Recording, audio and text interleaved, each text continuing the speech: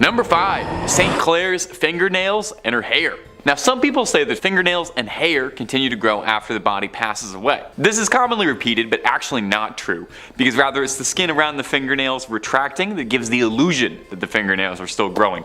I thought I would just toss in a totally unrelated fun fact you can use at a party. These fingernails aren't growing at all, because they're not attached to anybody, and they're kept in a glass box alongside some of St. Clare's wonderful curls, like the world's worst and possibly stinkiest time capsule. Now, St. Clare was often overshadowed by her more famous mentor, Francis of Assisi, but St. Clare was her own woman, accomplished in her own right.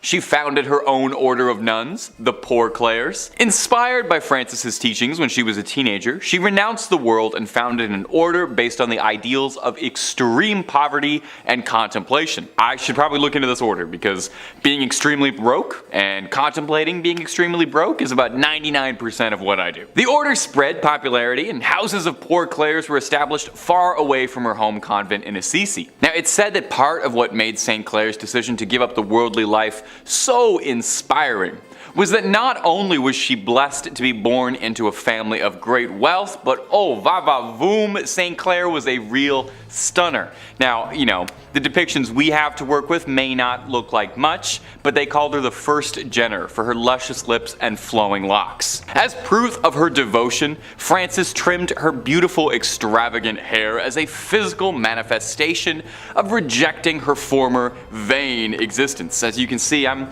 not quite there yet. I'm still quite happy with my vain, disgusting hair. Now, someone down the line managed to get a hold of St. Clare's hair and fingernails. Maybe they were just sweeping the barber room floor. These treasures, for lack of a better word, were kept and encased in a reliquary at the basilica named in her honor. This also contains a rock crystal flask with her fingernails. Really not sure why anyone felt they needed to keep that. I'm not sure how holy these are, but hey, I'm not a saint or a bishop or a pope or any of that stuff. I'm just a YouTuber and I'm barely that even. But if you want to hear more of me narrating some of these strange and peculiar parts of the big globe we share, Top 5 Scary is the place to be. We got a little something for everyone. So make sure you click on through, like this video, subscribe, and hit that little bell, and we can keep on bringing you screams every single day, twice a day, and then some. But do that at the end of this video, okay? We got way more weird Catholic relics coming up for you. Number 4, papal hearts. You know, they say some people wear their hearts on their sleeves, and some people collect 22 hearts in marble urns inside a beautiful reliquary. We all have our hobbies. We all collect things. Just make sure those hearts are still in their original packaging, otherwise, you know, they're totally worthless. Well, these aren't just regular old hearts. These are the hearts of 22 former popes. Obviously they're former popes if their hearts are, obviously. At the Church of Santi Vincenzo e Anastasio a Trivia. Oof, that's a mouthful, we're not saying that again. You can find the sealed hearts of 22 popes in marble urns for all to appreciate. The popes are listed to the left of the altar, with the oldest coming in all the way from the 15th century with Sixtus V to the fresh and still beating heart of Leo XIII in 1903. Now, this custom of separating a pope's organs from the corpse sounds a bit strange, or a bit Egyptian, like they might mummify them. And then this process was called praecordia, and was done to prevent decay while funeral arrangements were made, and just to test a little bit if they were worried the Pope was going to reanimate. The tradition started up in the 14th century when it was established that when a Pope passed away, they would be mourned for 9 days. 9 days, with suffrage massages being said each day. They borrowed this little schedule from the Byzantines, who observed deaths of their emperors in a very similar manner. Really taken a while off. They took a whole pay period to mourn the loss, and then you dry those tears right up, get back to work. Now, this was all the rage for popes of yesteryear, very trendy, very in fashion. But Pope Pius X in 1914 had a change of heart when he expressly forbade it in his burial and will. He said, "Don't do any of that weird stuff to me." Those were his exact words, if you can believe it. Now, since then, his successors have all agreed and have all done the same. But who's to say? I feel this could be coming back in fashion. Pope Francis, how you feeling? You gotta listen to your heart on this one. Number 3, the Holy Souls of Purgatory. Purgatory, in Catholic belief, is kind of like a giant waiting room while the upper management figures out just where exactly they're going to find a good spot that's best for you. Well, that's simplifying it a bit, obviously. The soul is thought to be stranded in purgatory until it atones for its earthly sins, but you can hurry the process up just a little bit if your loved ones back on earth are praying for you. In the back of the Chiesa del Sacro Cuore del Suffragio del Piccolo Museo del Purgatory, or Museum of the Holy Souls in Purgatory, holds a collection of relics that have been singed by the hands of the souls of those trapped in purgatory. These burned handprints are believed to be the souls trying to communicate that their loved ones need to pray harder. I don't know about you, but I would definitely start praying real hard if burned handprints started showing up in my books, but I would be praying for an exorcist, more likely. Now, this is kind of interesting, and I didn't even know this. Purgatory isn't even mentioned directly in the Bible, but the concept of purgatory dates back to the 11th century. This notion that trapped souls needed to be freed came from a story told to the Abbot Odilo of Cluny by a monk returning from the Holy Land. He told this story about how this ship had been wrecked, that he'd been cast ashore on a mysterious island, and a hermit who lived on the island related his own story of a chasm from which screams of trapped souls and demonic flames rose and ravaged. He told of how the demons would complain about losing souls when your loved ones would pray for their behalf. So November 2nd was established as All Souls Day. Everybody, all the souls. Where it was believed that prayers by the living could help get all of those trapped dead in purgatory loose. You know, it's kind of like that one episode of The Simpsons where the town comes together to get Bart out of the well. It's a similar enough concept, you know. They sang a song, you pray, souls get out, Bart gets out, pretty much one and the same. This particular collection of burned relics in particular, though, was collected when Victor Jouet, the missionary behind the collection, experienced a fire that burned part of the original suffragio, leaving behind a scorched image of a face that he believed was a trapped soul. Now, again, just me personally, but if I saw a face burned into one of my possessions, I would move entirely, call an exorcist, be putting salt circles around my feet for the rest of my life, but I appreciate what he did too. Number 2, the Santa Maria della Concesione Crypts. Whew, my Italian is not as good as it should be. Inside the Santa Maria della Concesione crypts, as many as 4,000 friars lie here. Well, lie is probably the wrong word, as they hang here is probably a more accurate description, as these 4,000 bodies are hanging from the rafters, decorating the space of every inch of the church. Now, it might seem a bit grim or beautiful, depending on your twisted point of view. We're a scary channel, I ain't gonna judge you. There's a certain chic to it.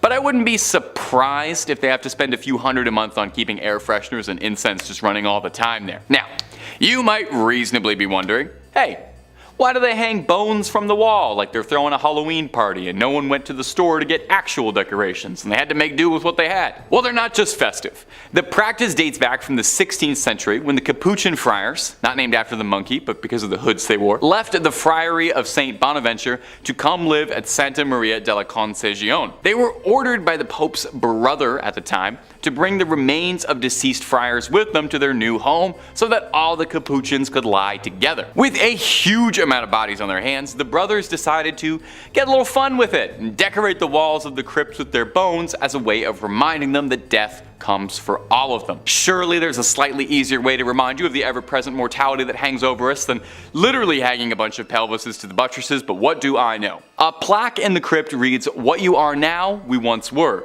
What we are now, you shall be." Which is grim.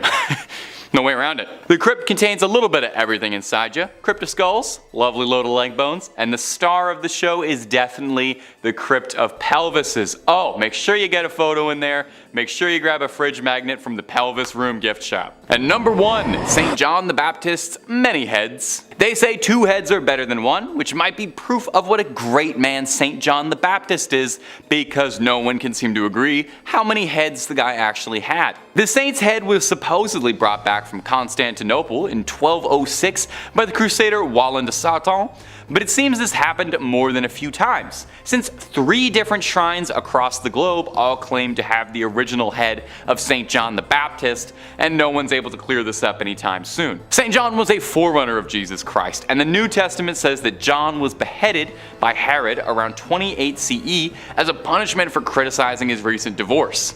Yeesh. Paintings of the beheading depicted on a silver platter, which is a nice Nice way to get a severed head, I think. I don't know if I ever want a head delivered to me, but if I had to, I would want it on a silver platter. According to the legend, there really was a silver platter his head was delivered on that made its way to Constantinople or Istanbul, but was sold by the Crusaders in order to pay for his travels back. John's head was on display in the Amiens Cathedral up until the French Revolution, where they confiscated all church treasures, and it would eventually return home in 1816, then going all the way back to Rome from Greek monks who brought it to a shrine decorated with beautiful stained glass, one panel depicting the head on a silver platter. You think you wouldn't want to remember that? Well, here's where the trouble comes in. A German museum in Munich also takes great pride in having St. John's head. The Munich Residence Museum contains a bunch of other holy relics, but their most prized is the alleged St. John's head, although no one really knows how it got there. This skull is wrapped in cloth and heavily interred with gems. Now, 2 would be impressive, but St. John's got a crowd worth of heads because he's got 3. His last head can be found in Damascus, Syria in the Umayyad Mosque, one of the oldest and largest mosques in the world. This relic, also not exposed, wrapped in a cloth, and is currently located in a shrine dedicated to the saint. So will the real John the Baptist please stand up?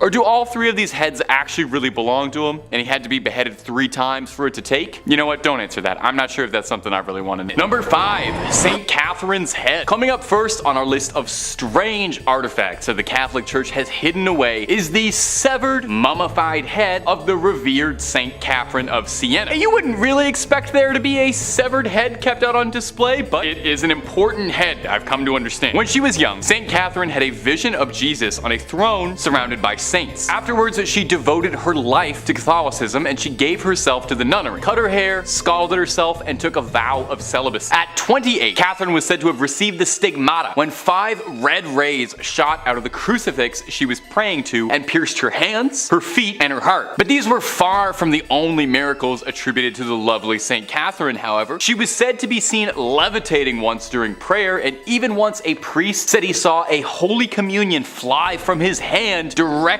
into her mouth. Now, I will be honest, that does make her sound a bit like a saintly golden retriever, but okay. Catherine would pass at the young age of 33 and would be canonized a century later. If you don't know, that's a fancy word for being made into a saint post-mortem. While she passed in Rome, there was some disagreement as to where the young saint should be laid to rest eternally. Her hometown of Siena quite wanted her body back. Her spiritual leader, Raymond of Capua, knew he wouldn't really be able to smuggle her entire body past guards in Rome, so he elected to just take her head in a bag, which normally would be terrifying behavior, but it's good here. The story goes that when the guards intercepted Raymond, he prayed to Catherine, and when they looked inside his sack, they found naught but a collection of rose petals and not a severed head. Her final miracle. Now, the head was placed in a reliquary. That's a difficult word to say, especially on a teleprompter. The head was placed in a reliquary where it still remains today, and you can go and pray to it, and I promise it's not gonna blink or anything at you, even though it looks like it just might. And if you're looking for way more stories of creepy relics locked away, haunted object, cursed things, cryptids, conspiracies, aliens, the whole scary 9 yards, Top 5 Scary has all of that and then some. So hit that little bell, hit subscribe, and make sure you do not miss a single thing. Do it after this video, okay? We got way more creepy things locked away coming up for you right now. Number 4, the Grand Grimoire. Our next entry has been formally referred to as the Gospel of Satan, and is said to be a cursed book whose knowledge had to be sealed away to protect humanity. So this might be the most deadly book ever published after Hop on Pop. The Grand Grimoire, who is said to have been penned by a priest in the 16th century, who was possessed by a litany of demons who compelled the man to put their knowledge to paper. Acting as a scribe for these demons, the man wrote everything they knew about dark incantations, spells, instructions on how to cast rituals, ways to bind a demon to you to make it your little minion and do your bidding. Wait, a demon gave instructions on how it wants to be bound to a human? To serve humans? Freaky little demon. That's not all too. There is a step-by-step recipe for a little necromancy if you're down to dabble in some dark arts and make some bones dance to your rhythm. The book really covers all the fun stuff you have been told not to do. It's not just brimstone and hellfire neither. There's rituals to help manipulate luck, how to conduct a seance, and I actually think this is adorable. There's even ways to make people love you in there. But dating tip from old Tay,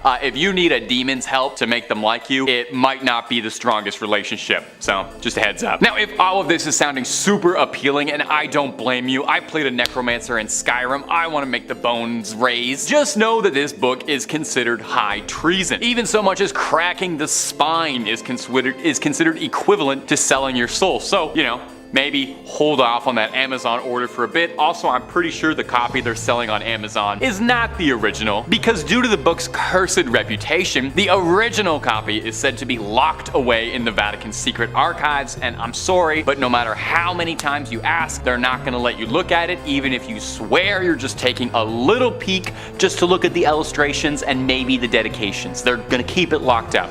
I know. Number 3, Hiestin of Cesera. Our next entry is the bones of Hiestin of Cesera, another Catholic mummy. I'm starting to think there's more Catholic mummies than there were Egyptian ones. Incredibly ornate and gorgeous, the bones of Hiestin look like something out of one of the Indiana Jones sequels, rather than like a real thing you can go and see, but I promise you they are totally extant. On the grounds of the Fürstenfeld Abbey reside the relics of 2 saints. Now, these aren't just like a toenail or a tongue, and more on that later, but these are full-on science class skeletons dressed to the 9 in gold and jewels, encrusted in more diamonds and rubies than you could imagine. They are probably worth more than your and my apartments combined. Old Hyacinth, Hisey, as he liked to be called by his friends, was an obscure martyr from the early days of Christianity, slain by the Romans for his faith. We know precious little about him today, but we know that his name appears in a list of martyrs from the 4th century, which suggests that he used to be pretty important, and he was popular enough to write his name down on a list, much like what I'm doing right now. Look at how history repeats itself like that. Isn't that fascinating? Now, Hyacinth's skeleton showed up at the Church of the Assumption in, I'm gonna excuse the pronunciation here, Fürstenfeldbruck near Munich at an unknown date. Did somebody just dropped him off? Somebody just dumped a bag of bones on the front step like he's a baby you're giving up for adoption at the fire station? No more questions. The church was sacked by the Swedish army in the 17th century, and when it was rebuilt, they really went all out with the decor, going over the top, a little baroque, including a skeleton decked out in bling, looking like he is about to take over the skeleton rap scene. So that's Hyacinth, largely not remembered in life for any particular reason beyond being slain for his religion, and remembered forever as a ludicrously swagged out skeleton. We can all only hope for similar legacies as dear sweet Hyacinth. Number 2, the tongue of Saint Padilla. Did you know your tongue is made up of 8 muscles? Maybe you didn't.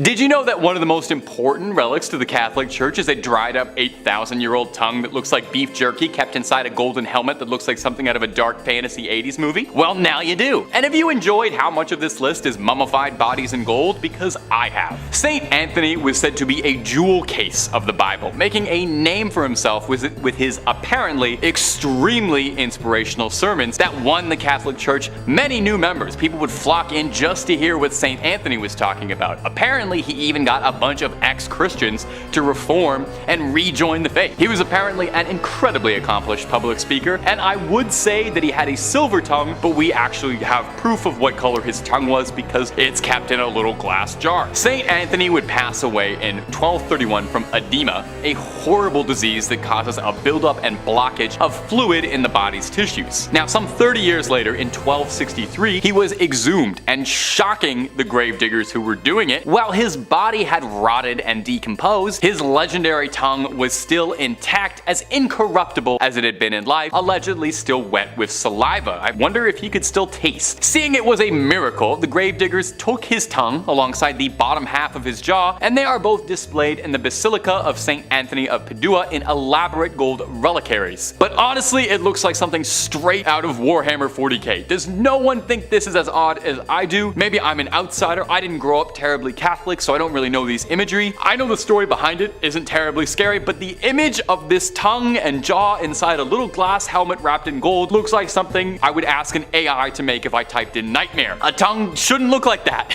And I feel like a jaw shouldn't look like that either. Am I alone in this? Am I weird for thinking this is weird? You let me know down below in the comments if maybe I just lack context on all of this. And number 1, Camillus de Lellis' heart. Camillus de Lellis was a man with a big heart full of love, never ending in generosity. We know just how big his heart is because it is kept in a glass jar and it is salted to preserve its legacy. Camille started out pretty humble. Born in 16th century Naples, he would later become a soldier until a brutal gambling problem would end up overtaking his life, leaving him in rags driving a donkey cart, but he knew that a far better life was out there. Eventually, he was urged by a friar to explore the lighter side of his soul, and eventually someone was able to pierce his heart both figuratively and later literally, and persuaded him into seeking divine retribution. Camille would devote his life to providing for the ailing, but tragically, and perhaps unsurprisingly if you spent all your time around sick people before modern medicine, a lifetime of caring for the sick led to him also becoming gravely ill, soaking up a litany of ailments, including a sore in his leg for 46 years, a rupture for 38 years, 2 callous sores in the sole of a foot, violent nephritic colics, intense kidney pain, and for a long time a loss of appetite. Now all of these things, working in tandem, would eventually claim Camille, a man who gave his life to healing the sick. So post-mortem he was canonized and thought of as the patron saint of the sick. And what better way, I ask, to venerate a man famous for his ever-giving heart than to cut his heart out like he was in the Temple of Doom and start salting his heart like it was beef jerky. You can go to St. Mary Magdalene's Church in Rome to go see if his heart, put a stethoscope up to it, check if it's still beating, but it's pretty dried up and tucked away behind glass where you can go and pay your respects and see if it has any life left to bestow and maybe if it'll help you out with an illness at all. Well, that's about all she wrote for number 5, Oliver Plunkett's head. Now in the other 2 videos, we talked about the head of St. Catherine of Siena, and we also talked about St. John the Baptist and how many heads he may or may not have had scattered across the world, and I'm not one to break tradition, so I thought for part 3 I would include a 3rd holy saintly severed head, this time belonging to Oliver Plunkett. A notable difference between the 2 other severed heads is that this one is probably the most disgusting one we've included on these lists. I know these are all holy relics, but let me just say, out of context, this is absolutely horrifying and looks like it's straight out of a grindhouse horror movie that you'd find in a dirty basket somewhere. Oliver Plunkett, before becoming a head, was an Irish Catholic archbishop who was a victim of the Popish plot. Now, if you're not up to date on your Catholicism, that's a whole other video worth of explaining. I don't know much about the Popish plot. I'm not the guy to do that for you. But the short version is that it was a conspiracy falsely alleging that there was a plot against the Protestant king Charles II. Oliver Plunkett happened to end up on the receiving end of something really bad. Namely, he was executed, which is pretty bad. But they really went out of their way to destroy Oliver Plunkett, his public image, his body. They called his praising of the Roman Catholic Church high treason, and his punishment was a slow and arduous death. He was hung, drawn, and finally quartered. And just in case there were any odds of him pulling through on a miraculous recovery, as a final effort, they yeeted his head into a fire, where it was rescued by a friend of Plunkett. I'd like to think I would do that for my friends. Well, after being recovered, the head was rescued and stored hidden away in a nunnery, eventually brought to Ireland in 1995, where he's now kept on display in the National Shrine to the Saint. He was canonized for his troubles, and he is the first new Irish saint in about 700 years. It's high time for some new blood, I think. So, you can go, you can pay your respects to him, and maybe offer him some skin cream, because that skin's looking a little dry. And if you're looking for more creepy videos on weird relics or all sorts of strange things, Top 5 Scary has all of that and then some. If there's something scary, the odds are pretty good we've got a video or 2 on it. And if you haven't already, subscribe, hit that bell for more videos every single day. But do that at the end of this video, okay? We got way more weird Catholic relics coming up for you. Number 4, St. Teresas Hand. Now, if you've watched our other videos on this subject, then no doubt you're already very familiar with the practice of making remnants of saints into relics. Now, something that's directly from a saint is called a first-class relic. That means it's something that came off of their body, their hair, their fingernails, a vial of their fluids, or in the case of the lovely St. Teresa, her whole hand. Encased in a beautiful, ornate golden reliquary with gems all over the knuckles, and the editors are goofing off because that's just a picture of the Infinity Gauntlet from Avengers Endgame. Wait, that's what it really looks like. Yeah, it seems that Marvel Studios was more than inspired by the incorruptible St. Teresa's hand when designing the weapon that would give Thanos the power to wipe out half the universe. Throw a comparison pic of them side by side, they're almost indistinguishable. I'm not 100% certain if there's any symbolism or connection there, but I'm sure Saint Teresa would love to know she was involved. She was a huge fan of the Marvel Cinematic Universe and all the things they do. When Saint Teresa of Avila passed away, the sisters of her convent buried her with the hopes of keeping her holy body with them. 9 months later, she was exhumed, only to discover that her body was intact. She hadn't decayed at all. That's why they thought she was incorruptible. Now, I'm not sure I totally follow the logic here, but after they discovered her body was incorruptible, they took her hand off and put it into this golden infinity gauntlet thing, as a way of inviting people to get closer to God through the saint's body. Now, this might not seem appealing to you, but there's a surprising demand for this relic. Near the end of the Spanish Civil War, General Francisco Franco had the hand removed from the convent and allegedly kept it close by, and if some of the wilder rumors are true, he would keep it by his pillow for good luck. You really gotta hand it to him. He was a devout follower of the faith. Today, you can find the hand in Iglesia de Nuestra Señora de la Merced in Ronda, Andalusia, and you don't even have to rip a stone out of the Vision's forehead to get a good look at this gauntlet. Number 3. The Veil of Veronica. Now, on these lists of holy relics, we've had all sorts of strange things. We've had fingernails, teeth, dried up hands, we got milk coming up later. All things that have come from the body. Well, this next one is no different. It's the Veil of Veronica, and to put it gently, it's a sweat rag that's a few thousand years old. Probably one of the most pungent odors on the planet. Imagine every gym locker room you've ever been in times 1,000. When Jesus carried the cross, bruised and beaten, there was one person among the crowds who saw fit to help him out a little. Veronica wiped Jesus' face with this rag, and miraculously his face transferred onto the rag like it was silly putty on the funny papers. Now, as an outsider, I thought this is what the Shroud of Turin was. That was the wrapping used to wrap Jesus after his death, so the thing I'm learning is that Jesus left an imprint of his face on just about any surface he touched. You give him a hug, have his face on the shoulder of your shirt for the rest of your life as a sacred artifact. Now, the Veil of Veronica is hard to nail down hard, concrete facts on. It's never been officially canonized as a relic of the church, and is only alleged to exist. It's claimed to be owned at St. Peter's in Rome, although this particular relic is not on public display anywhere. Probably for the best. Honestly, don't know if I want to see a 2,000-year-old sweat stain. The ones underneath my shirts are bad enough. Now, it might sound like I'm being disparaging, referring to this relic multiple times as a sweat rag or a sweat stain, but I would like to offer this. The Latin name for the veil is sudarium. Sudarium literally translates to sweat cloth, so even the official churchly terminology for this relic acknowledges that it's just a stinky rag that has some sweat on it, but a holy stinky rag that has some sweat on it. Number 2, Mother Mary's milk. We're gonna do our best to get through this, I promise. Mother's Milk might be my favorite Red Hot Chili Peppers album, it's my favorite character on The Boys, and it might just be one of the oddest relics on a series of odd relics that's all the way to part 3. Took a lot of restraint to not put this in the first 2, but we're on part 3, so here it is now. As incredibly odd as it may sound, the Virgin Mary's milk is considered a relic of the Catholic Church. I hope they've been keeping that in the fridge, lest it spoils. Does holy milk spoil? Is everything I've said in this video profoundly heretical? There is a church called the Church of Milk Grotto, built outside Bethlehem. The history goes that the Madonna and child had taken refuge in this cave,